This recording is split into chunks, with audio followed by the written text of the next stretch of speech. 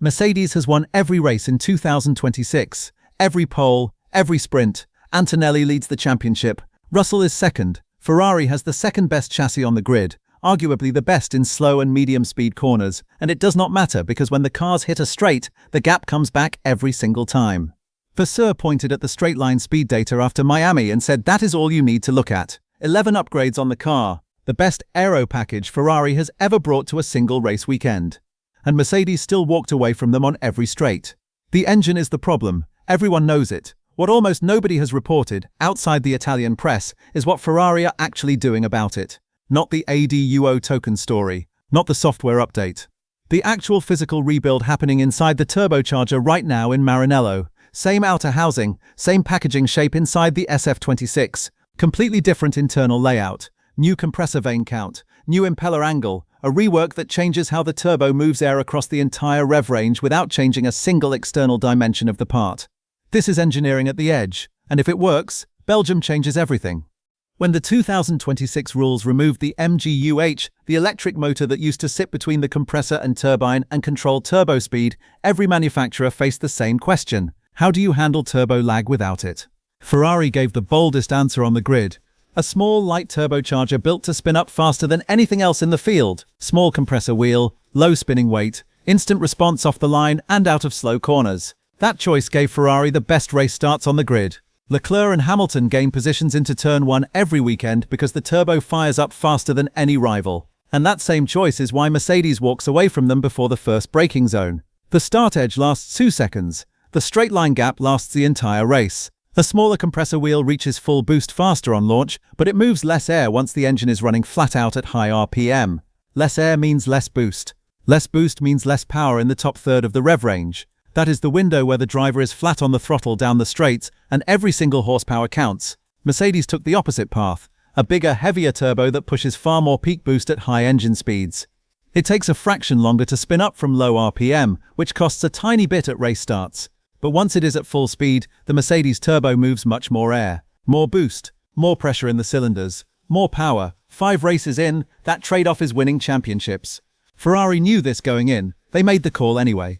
And now Enrico Gualtieri's engine team is trying to recover part of what that call cost without changing the size of the turbo at all. The rebuild targets 2 specific parts inside the turbocharger housing, the number of compressor vanes, and the angle of the impeller that drives them. Start with the vanes. Think of the compressor wheel as a fan inside a sealed box. The vanes are the blades. Each one creates a pressure difference as the wheel spins, pushing air from one side to the other and compressing it in the process.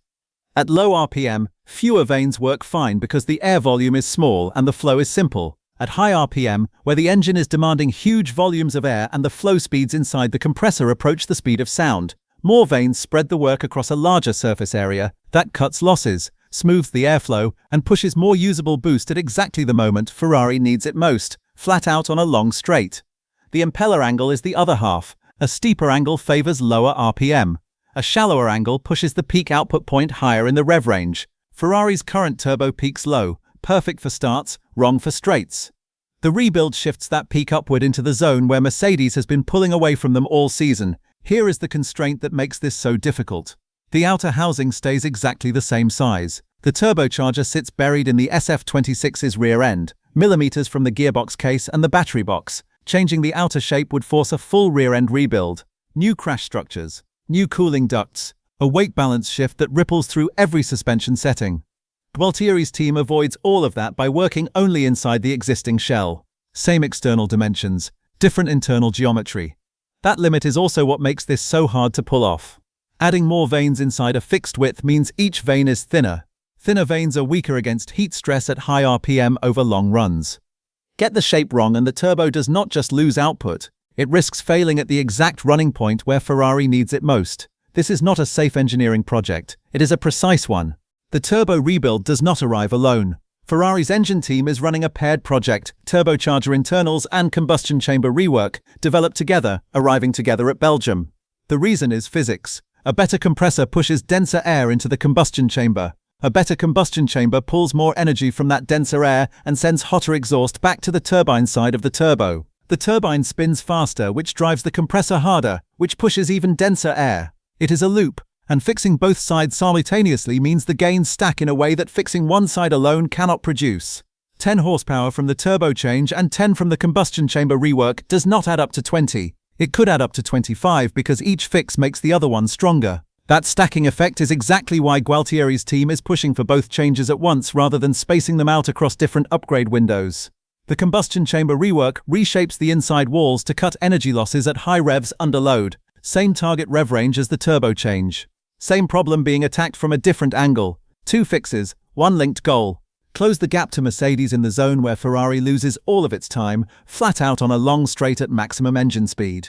The pre-Belgium test at Mugello is specifically designed to validate that the turbo and combustion chamber work together as intended. Not just that each part performs on the bench, that the loop, denser air in, more energy out, hotter exhaust back, actually closes in the way Gualtieri's models predict when both parts are running simultaneously in a real car. Everything from here goes back to one number. How many upgrade tokens Ferrari receives after Canada? May 24th, the day after the Canadian Grand Prix. That is when the FIA publishes its first formal engine performance ruling of the 2026 season. That ruling decides everything about the second half of Ferrari's year. If Ferrari falls inside the 4% deficit threshold, 2 upgrade tokens, the paired turbo and combustion chamber package, lands at Belgium together. The gain could reach 25 horsepower. The gap to Mercedes drops from somewhere between 20 and 30 down to roughly 10 to 15. Still behind, but close enough to fight on high downforce tracks, close enough to keep the title alive. If Ferrari falls in the 2 to 4% band, 1 token, they have to choose turbo rebuild or combustion chamber rework, not both. The gain caps somewhere between 7 and 10 horsepower, enough to lock in second best, not enough to truly threaten Mercedes for either championship. Into all of this walks Toto Wolff with a very specific objection. Ferrari chose a small turbo. That was a deliberate design decision, trading top-end power for launch performance. Should a planned trade-off earn the same catch-up help that was designed for manufacturers who simply missed the mark? It is a fair argument on the surface. It is also completely self-serving. If Ferrari closes the gap, Mercedes cannot respond. The leading engine is locked out of performance development for the full season under the ADUO rules. Every horsepower Ferrari finds is a horsepower gap Mercedes cannot rebuild. Wolff is not just defending the spirit of the regulations, he is protecting an advantage that the rules will maintain only as long as nobody catches up.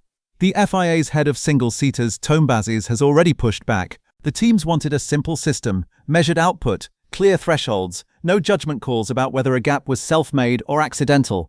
If the numbers say Ferrari qualifies, Ferrari qualifies. Canada is the last race before those numbers are locked. The FIA reads the data on May 24th. And then the second half of 2026 takes shape. Think this kind of technical breakdown is useful? There's more where this came from. Everyone Perspective covers the stories other channels leave on the floor. 3 paths.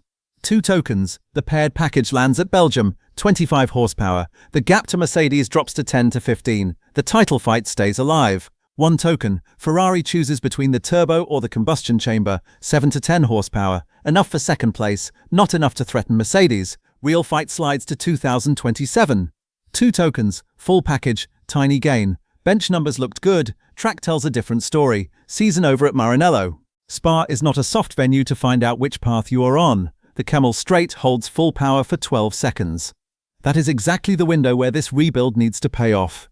If the speed trap there is still 3 to 5 km per hour off Mercedes, the upgrade has failed. Monza comes 2 races later. No ambiguity left. Same outer housing, completely different internals. Canada ends May 24th. The FIA reads the numbers. Ferrari finds out how many bullets they have for Belgium. Come back after Canada. The numbers tell the story.